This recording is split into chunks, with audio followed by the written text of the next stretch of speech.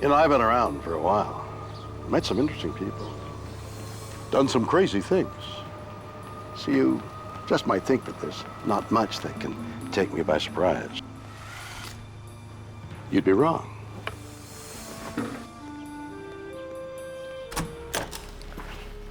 The world is full of stories, science and things that amaze and confound me. Every single day, incredible mysteries that keep me awake at night. Some I can answer. Others just defy logic. Are aliens among us? In Colorado, a farmer makes a gruesome discovery. A cow is mutilated by technology beyond human comprehension. My first thought was they're back. Did aliens commit this ghastly crime? Across the world, thousands of people are being dragged from their beds in the middle of the night. Are they being abducted by extraterrestrials? There's nothing normal about these beings. And in the USA, an astronomer makes a remarkable discovery. A cryptic message from outer space. Could this be the first scientific evidence of alien contact? Yeah. It's a weird world, and I love it.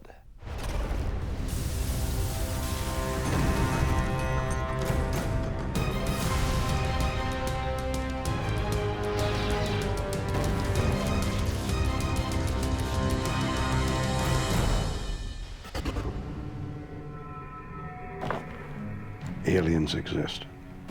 And what's more, they not only aim to take over our planet, they're already here. And they're breeding with us. You think I'm crazy? No. Well, maybe. But think twice. More than 15 million Americans claim they've seen a UFO, and let's face it, most of us believe that aliens are somewhere out there.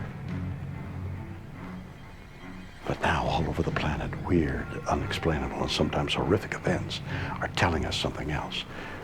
They're not only right here, they're up to no good. Weird, or what?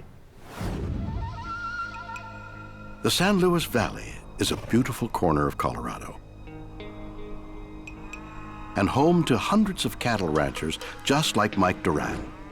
I grew up in the area here, lived here all my life. But on March 8th, 2009, Mike's perfect world was shattered when one of his prized cows went missing. Last time we saw her was Friday for sure.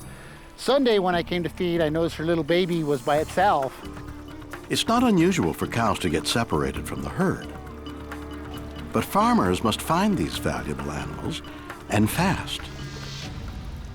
So I went around the property looking for her, and I did not find her, so I went on a ridge, and on the ridge I can see the whole property very, very good. Finally, Mike finds what he's looking for. But it's not good news. I figured while she came down, she just fell, she just died. Thought to myself, well, she's been a good cow. But on closer inspection, Mike makes a horrifying discovery. And that's when I noticed that her udders had been removed. And then I looked and also noticed that the female organ around the vaginal area had also been cut out. And it's weird because there's no blood around, there are no tracks. It appears Mike's cow has been brutally mutilated. But remarkably, this senseless crime isn't the only one. In the dead of night, someone or something crept onto the Martin property and removed the sex organs and other parts from a 700-pound steer. I don't see anything on this side. Garth Lamb had never seen anything like it. It appears to be something very sharp. During the last century, cattle mutilation has been reported all over the world. The incidents are all chillingly similar. The animal's sexual organs, tongue, eyes, and ears are often missing. Its blood has been drained.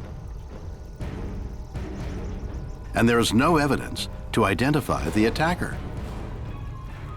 Mike believes he knows what is responsible for these vicious mutilations. The cuts are something that you cannot just make with a knife or anything. It looks like it's cut and cauterized at the same time, like a laser cut. My first thought was they're back. I believe that it's not something from this world. People may think I'm crazy, but I think it's likely that it's something extraterrestrial or aliens.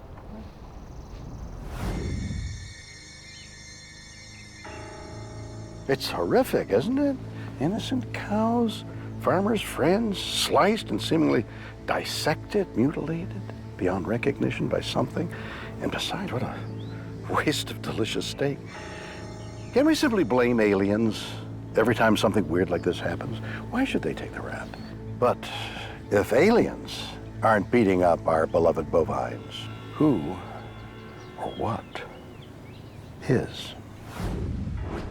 Arkansas State Police Officer Sergeant Rick O'Kelly and Sergeant Doug Fogley are cow mutilation experts.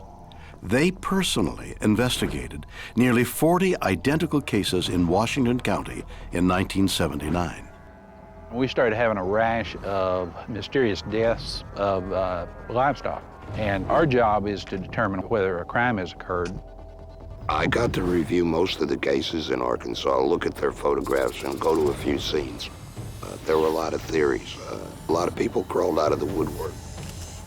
But this was a crime they had never seen the likes of before. They decided to use detective work to try and solve it. Sheriff Herb Marshall came into my office and outlined an experiment he wanted to do to determine, what might be causing these cattle mutilations. Using surveillance cameras to study sick and dying cows from the moment of their death, they hoped the experiment would reveal how injuries in the mutilated animals might occur. What we were seeing within just a couple of hours, these animals would start to bloat from the gases inside, and that would force all their organs on the outside. The eye that was turned up, that was exposed to the air, it was missing, it was gone. The tongue was missing, and sexual organs of the animal, they were all gone. But could escaping gases account for other classic signs of mutilation? Could they produce the precise laser-like cuts Mike Durant found on his dead cow? There was a lot of talk about surgical incisions and things like that, but this was all done by flies.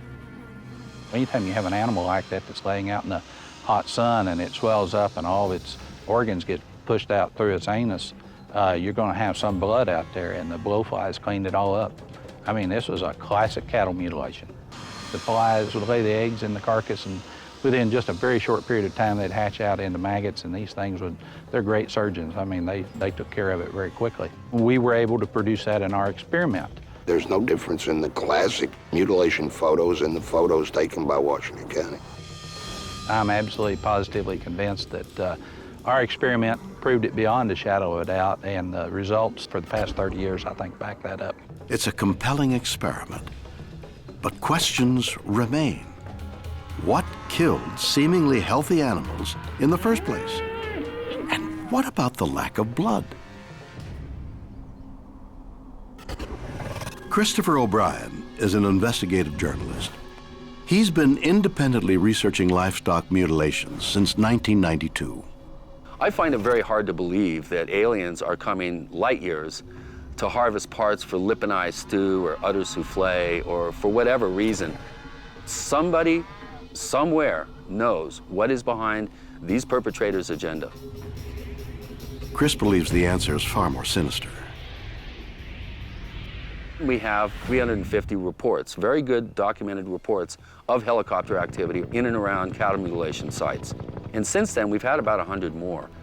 They are monitoring what I think is a scourge in the food chain, which is known as mad cow disease. Mad cow is a highly infectious and deadly disease that can spread from cows to humans with horrific results.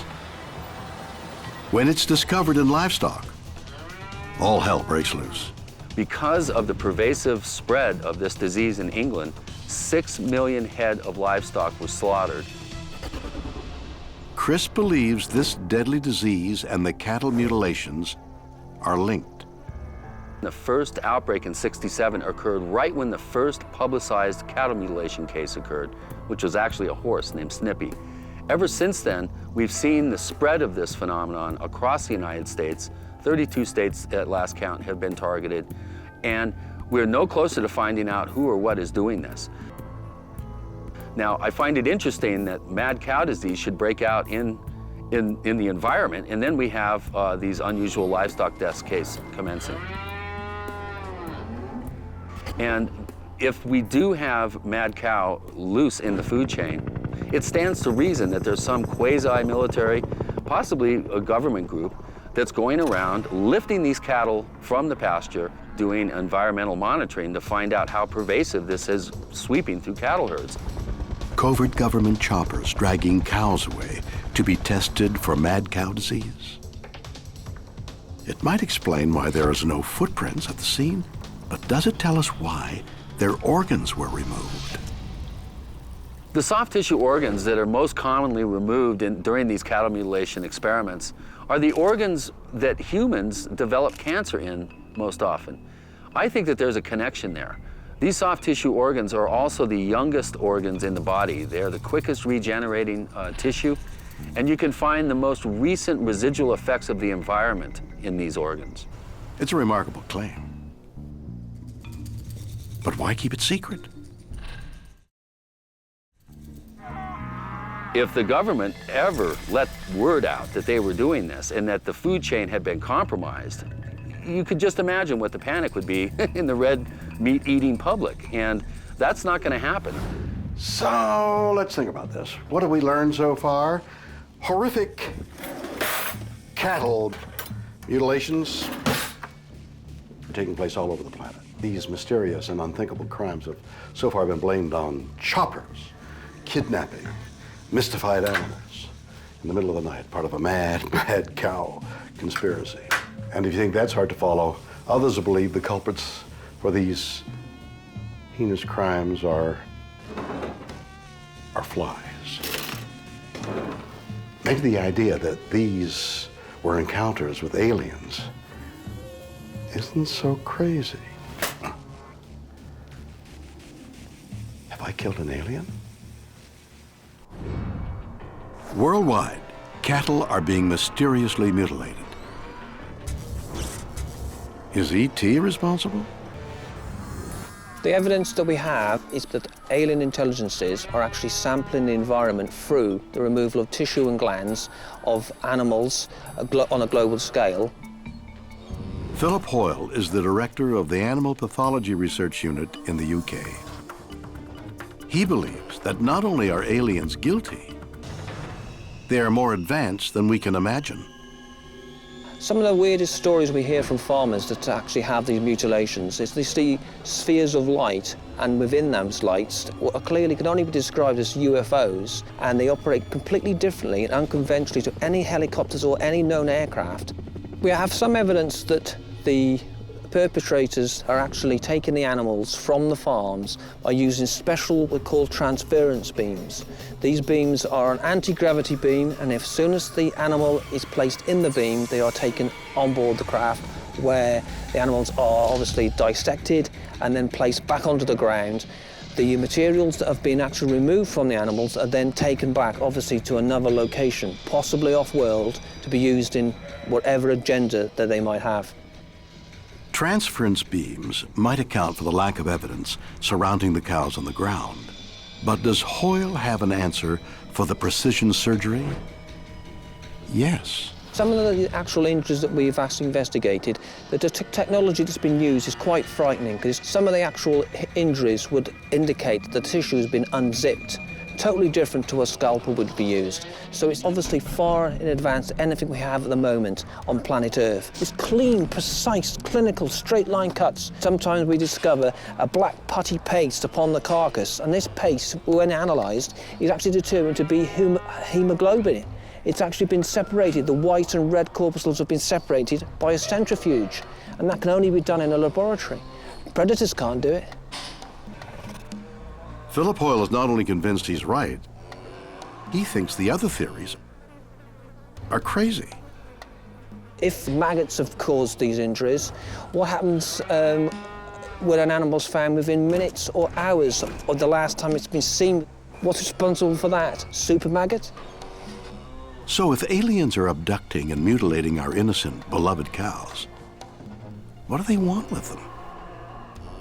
I think there is a number of alien intelligences with a vested interest in planet Earth and humanity, and they are monitoring the food chain and the environment through the sampling of genetic materials and tissues taken from animals. So I think that they're not hostile, and they have really got our interests at heart, because if they didn't, we wouldn't be here today. In the end, we are left with more questions than answers. Are cows being mutilated as part of a government conspiracy? Are their injuries the result of natural causes? Or are aliens plotting to take over the planet? This is a true mystery. This is weird, people. This is weird. Or what?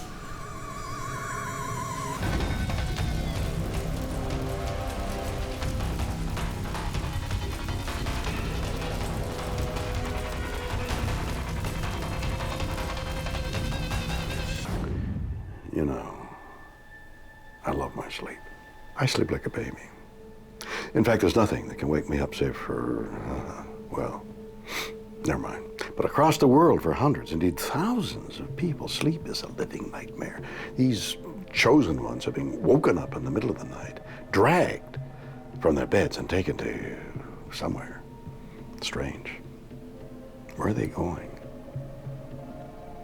And who? Oh! No, not there, not there! Oh, please, not there! Jim Sparks is a very down-to-earth kind of guy. I've always been considered to be an honest, logical, straightforward person. But in 1969, he experienced a string of events that would threaten his hold on reality. I kept having the same reoccurring dream, where some things were coming into my bedroom, escorting me out of my bed, through the hallway, and across the yard into the woods. At first, Jim tries to dismiss the dreams as nothing out of the ordinary. But they soon turn into something far more sinister. I would be asleep, and I would be instantly paralyzed, and I would hear this loud, whipping, whirling sound inside my head. I was paralyzed, so I couldn't jump up out of bed until the sound was just screaming in my head. And then I would feel a sensation coming up from the pit of my stomach, working its way up to my upper torso. And once it hit the area of my heart would race, you know, like 1,000 miles an hour is what it felt like. And these sensations were gut-wrenching, and I would be screaming inside my head because I couldn't get my vocal cords to work. I don't want to die, I don't want to die. And then you feel a sense of acceleration, and it scared me to death. So you scream inside your head, I don't want to die, I don't want to die, and then you black out. When Jim eventually wakes up, he can't believe where he is. I was in this room, and light was emanating from everywhere, but nowhere specifically. Try to imagine yourself, this average person, finding yourself in a room, not knowing where the heck you are and why you're even there.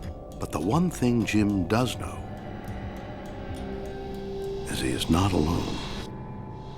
Everything was weird. There's nothing normal about these beings. They do things in a very methodical, business-like fashion.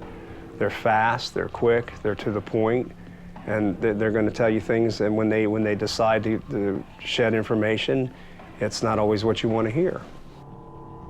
They did a variety of experiments. There were mental experiments, physical experiments, medical experiments. It was horrifying, it was scary.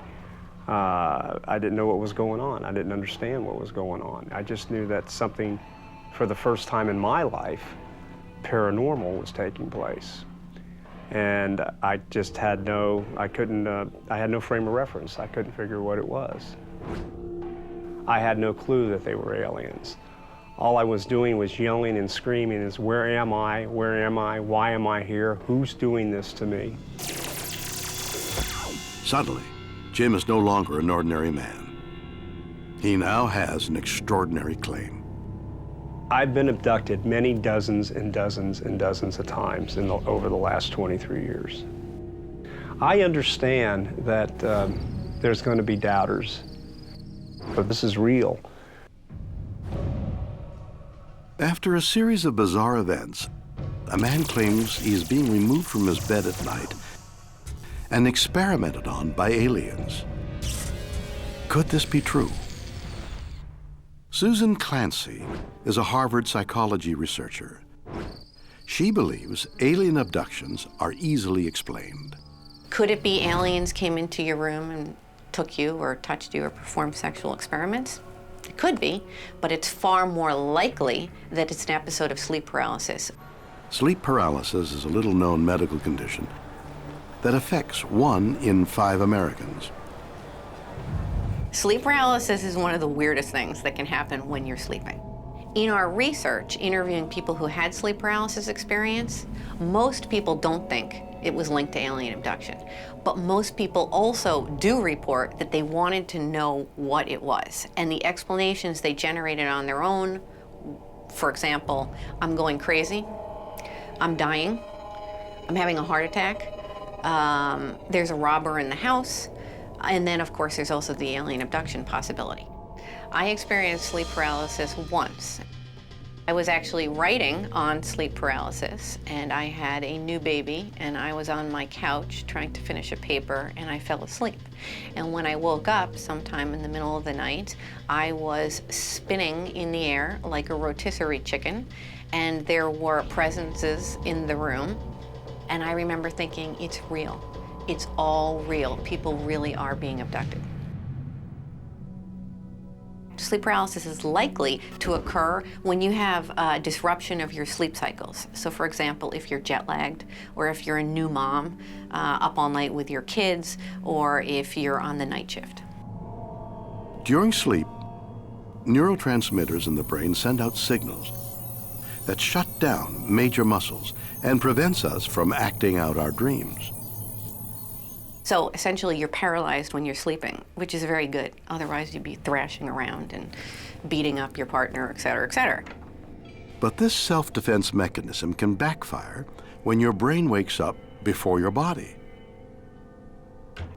This behavior has been shown in clinical trials. When you experience sleep paralysis and you wake up, you're still experiencing the paralysis that accompanies sleep. So it really is this limbo state where your two sleep cycles, sleep and awake, have temporarily overlapped. You are aware of being awake, but you're still sleeping in the sense that you're paralyzed. Now imagine this.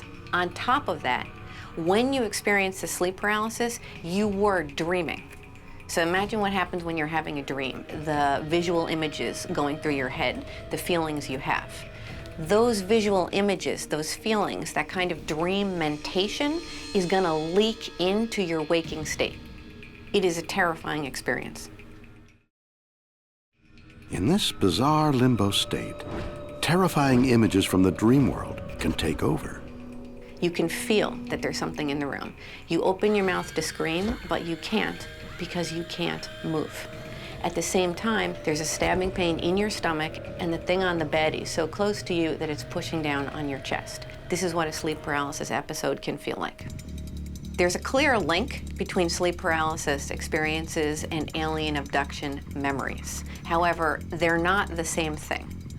The way sleep paralysis figures into alien abduction is that usually a sleep paralysis episode is the first thing that happens to people that makes them suspect they may have been abducted by aliens. So they have an episode of sleep paralysis, they wake up, they're thinking, my God, what just happened to me?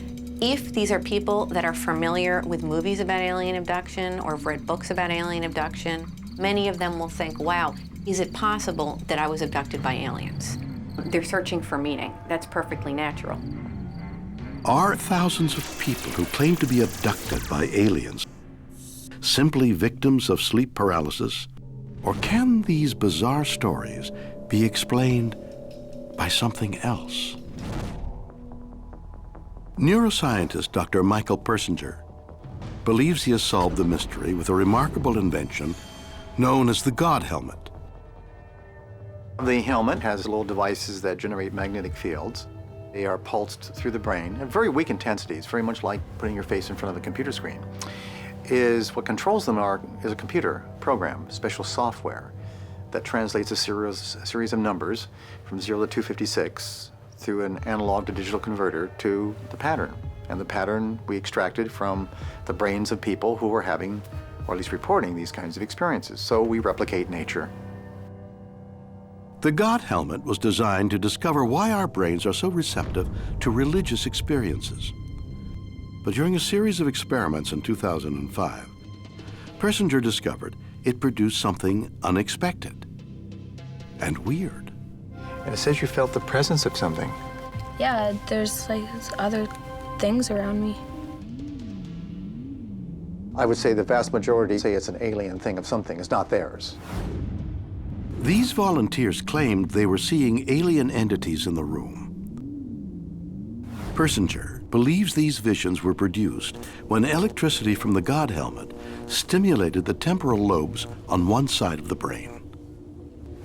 So here's a human brain. It's shrunk a bit because it's been fixed, but you can see that you'll have a left side and a right, two hemispheres. It's only when we stimulated the right hemisphere that people started to report these entities. So what is it about the right side of our brains that can create lifelike aliens? Let's see if I can explain. The left and right sides of our brains are noticeably different. If I asked the left side of my brain, who am I? It would answer with words, smart, charming, handsome, all those obvious things. But if I asked the right side of my brain, who am I? It couldn't answer. You see, the right hemisphere doesn't understand language. It only recognizes and stores shapes and images. Fair enough. But what's this got to do with aliens? Many of the images stored in the right hemisphere of the brain represent ourselves. Persinger believes stimulating this area causes them to be projected, seemingly outside of the body, as aliens. When you're aware of it, it feels like an alien type of sense of self. And it could be described, depending upon the culture, everything from an incubus or a succubus to an angel to a demon, to even, in terms of contemporary context, in our space-oriented society, an alien. But there's just one problem. People like Jim Sparks weren't sleeping with brain-bending helmets on their heads. So how did they see aliens? Some people are more prone to it than others. These individuals pick up all kinds of small alterations in the environment, and what triggers it can be something as minor as simply a single neuron. Now, what makes that neuron fire? Well, sometimes it's the intrinsic electrical sensitivity of the person. Sometimes it can be external magnetic fields. They occur from tectonic strain before earthquakes or during geomagnetic storms. That's why you often have large numbers of people reporting these experiences, because large numbers of people are being stimulated at the same time. Artists, writers, musicians are very markedly prone to these kinds of experiences. In the ancient days, they were called the muse. You were visited by the muse from another dimension that gave you special inspiration or knowledge or even precognitive type of experiences. Today, of course, we call them alien experiences, and they're just as real to the person as the muses were to the poets of the past. Are alien abductions simply a trick of the mind? Or could they be true? One man believes we should be very afraid. I fear for my kids and everybody else's kids. Thousands of people worldwide claim they're being abducted by aliens. Is this simply a sleep disorder? or a trick of the mind? Temple University professor David Jacobs has spent his life studying alien abductions. He's come to an incredible conclusion. I was not a great believer in abductions when I began this work, and now the evidence has persuaded me that alien abductions are real. Over 3 decades, Jacobs' research has stacked up numbers which are impossible to ignore. I have looked at approximately 1,100 different abduction events with about 150 people. They know that there's absolutely nothing to gain by coming to my house and saying that they've been abducted by people from another dimension or planet or whatever it is. It's all downside, there's no upside. It makes them look crazy, they don't want their names used, they don't want people to know that they're even coming here. I have worked with people who refuse to tell me their names. They just work under a fake name altogether, and I understand that. People are abducted with their families. They are abducted with strangers. They're abducted in groups. People can verify each other's abductions. Should we believe the claims of thousands of victims of alien abduction? And if so, why is ET coming to Earth? You know, lots of people believe that this is a benevolent phenomenon, that these are loving, caring light beings who are concerned with our well-being. But Jacobs believes the aliens have a much more sinister purpose. People have unusual experiences related to UFOs, and they can't remember what happened to them. There might be a 2, 3, 4 hour missing time period that they can't account for, and nobody else around them can account for it either. Are aliens erasing the memory of their victims? Why? Jacobs believes he can find the answer using hypnosis. I feel I'm sliding out of the bed. Are you alone at this time? No, I feel like there's something around me, beings, and they're on either side of me. I'm scared. When I'm under hypnosis, I remember being examined, some sort of medical exam or some sort of medical procedure. All abductees say the same thing. They are required to lie on a table, and when they do that, a series of physical, reproductive, and mental procedures are performed upon them. They have a staring procedure whereby a gray alien will stare directly into their eyes from a distance of 1 inch, or maybe even touching foreheads. They cannot close their eyes, they can't shift their eyes, and they can feel a sort of something happening in their mind. It might be flashes of images, it might be an evocation of feelings, it might be all sorts of things that these beings want to have happen. If it's a woman, eggs are taken. If it's a man, sperm is taken. Why would aliens perform these brutal acts? When Jacobs digs deep, he uncovers something bizarre. There was one experience I can remember with a small baby. I don't know what you would call it. The baby that I was holding was very pale colored, seemed very weak to me, and didn't have a lot of hair.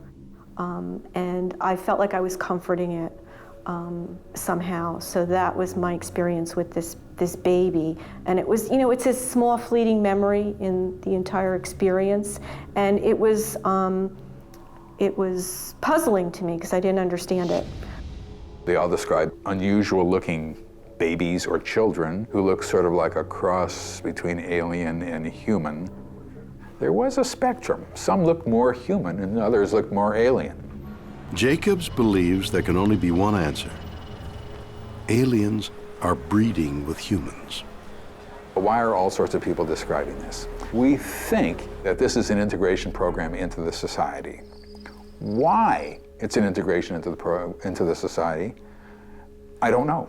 We don't know that. That is the main question in abduction research now. Why? Abductees are not told why, and therefore we don't know why. Now, if this were psychological, we'd know why. They just make it up like they're making everything else up. And we'd have a variety of whys, but we really do not know why. It's adding up to the exploitation of one species over another. I fear for my kids and everybody else's kids. I fear for the generations coming up. I don't think that they're going to be leading the lives that they think they're going to be leading. Are aliens abducting innocent people in order to create a breeding program and take over the planet? Are they walking amongst us? Whatever the answer, this story is definitely weird, or what?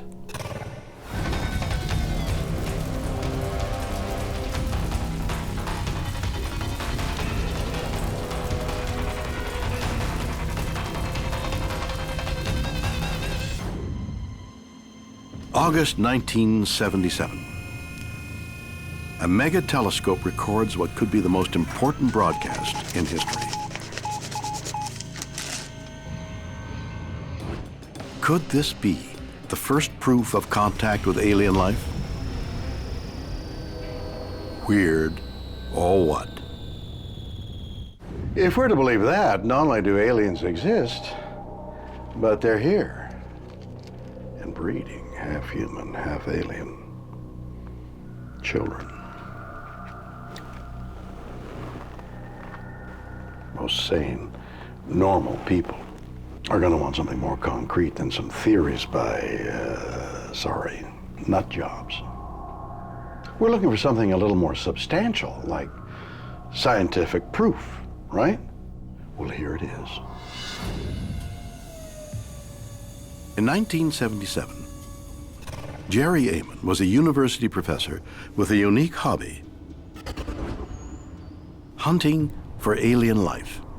I was actually a volunteer at the Ohio State University Radio Observatory. Jerry's job was to study data from a giant telescope called the Big Ear.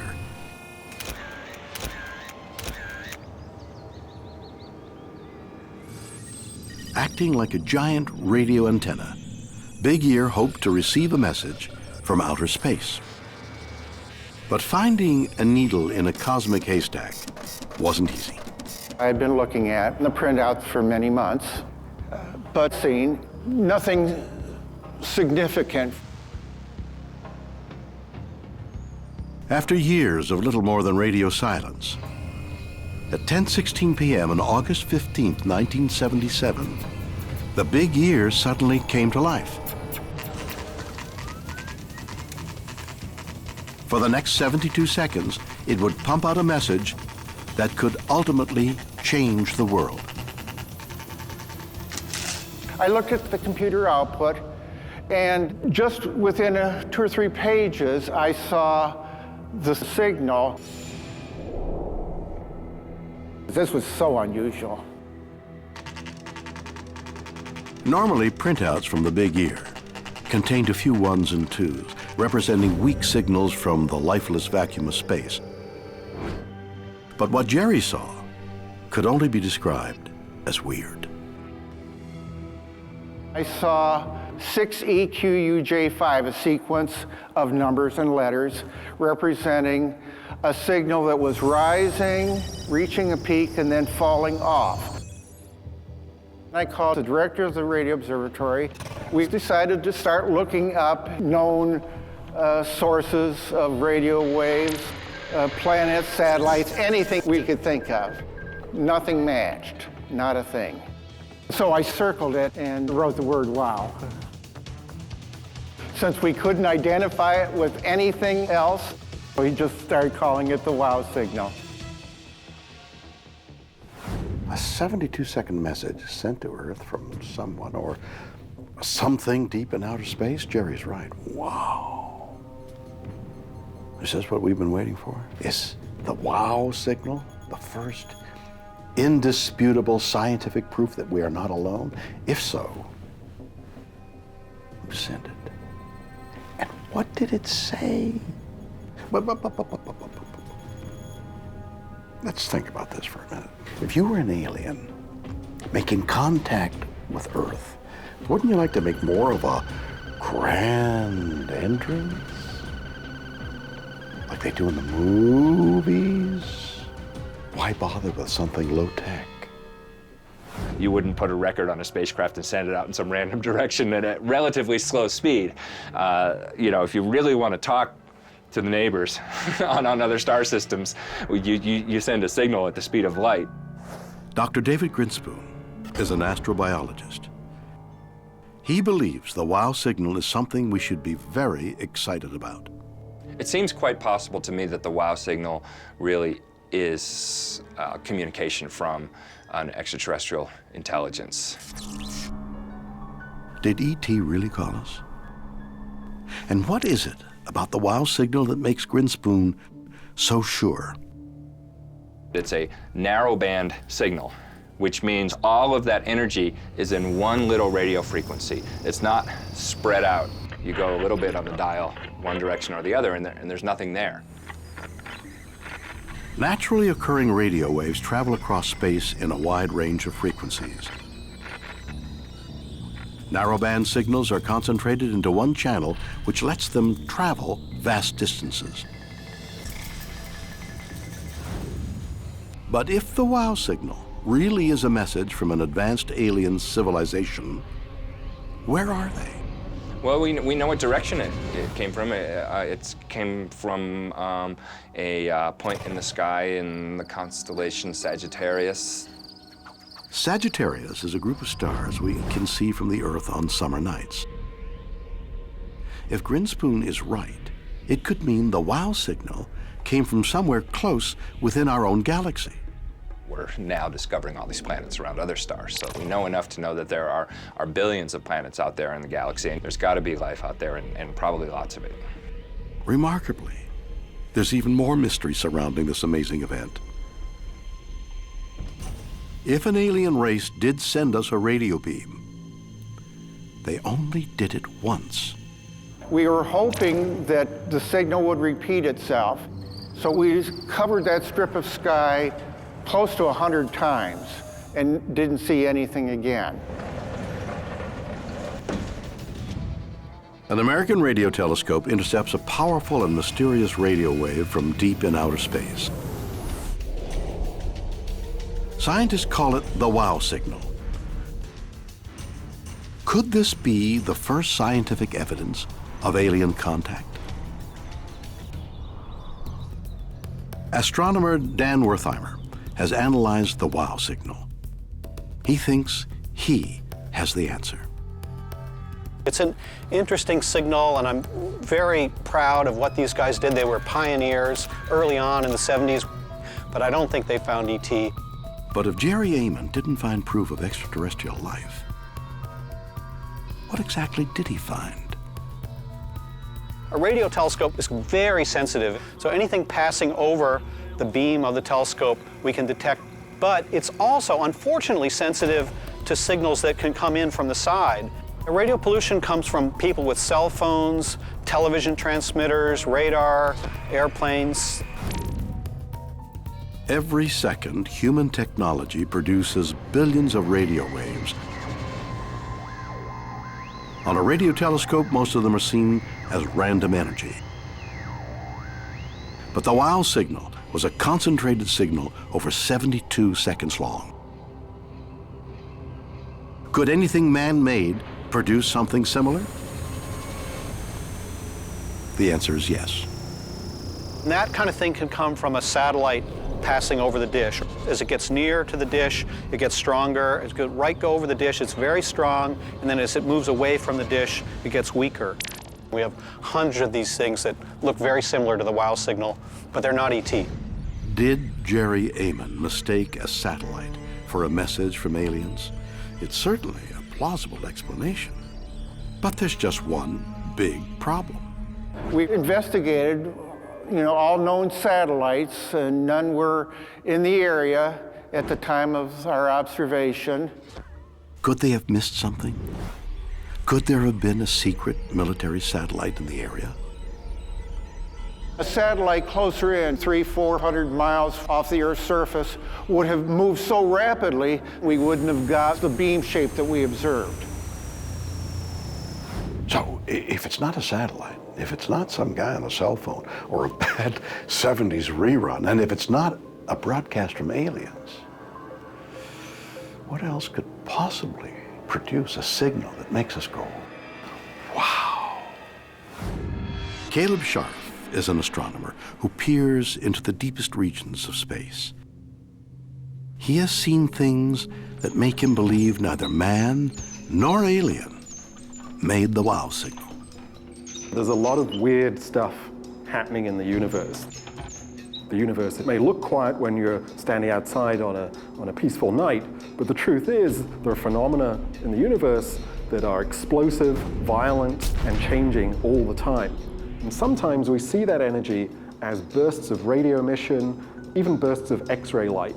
The space weirdos Caleb refers to are things like neutron stars, the leftover cores of once great stars, and supernovas, the explosive results of when even bigger stars die. But one of the weirdest are black holes.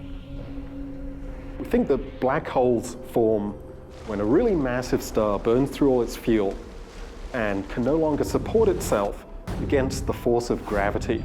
Its own weight crushes it. The truth is, as material drops into a black hole and gets shredded by the intense gravitational field, it releases energy back out into the universe. And that energy can be in the form of X-rays, of light, and of radio waves.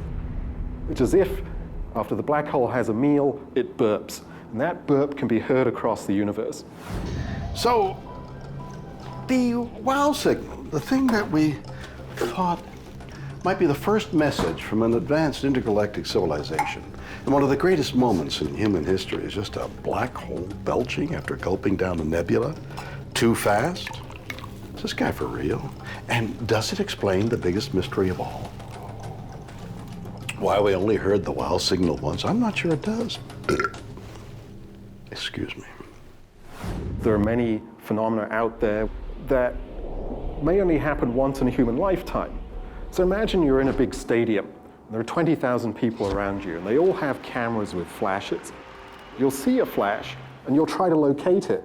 The problem is, it's almost impossible to know exactly who used their camera at that moment. And the wow signal is kind of like that.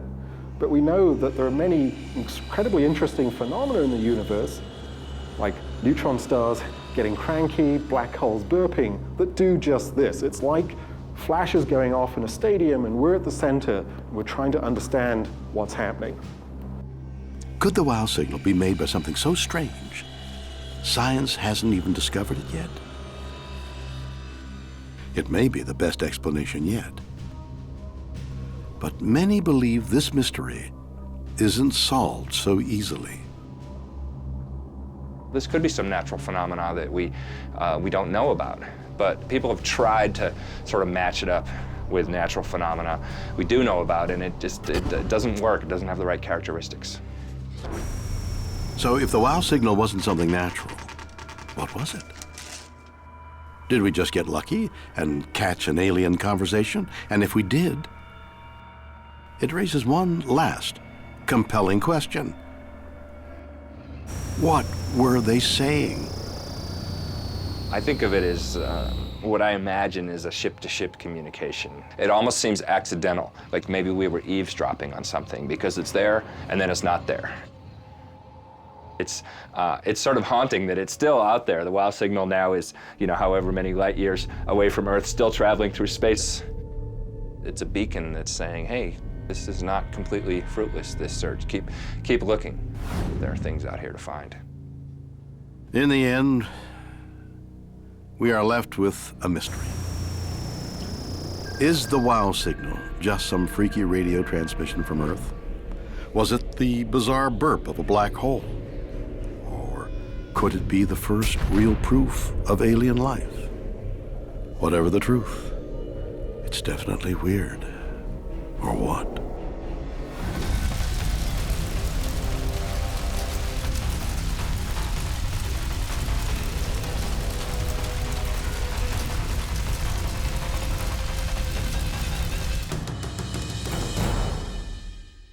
So there we have it. Strange and mysterious stories of encounters with aliens. In Colorado, a farmer discovers a cow mysteriously mutilated by unknown forces. In Texas, a man is taken from his bed night after night. abducted and experimented on by beings he cannot comprehend. And in Ohio, an astronomer receives a cryptic message from outer space. Are these bizarre stories evidence of human encounters with aliens? Can we dismiss thousands of eyewitnesses who claim they're true? You decide. Join me again next time for more stories that will undoubtedly be weird or what?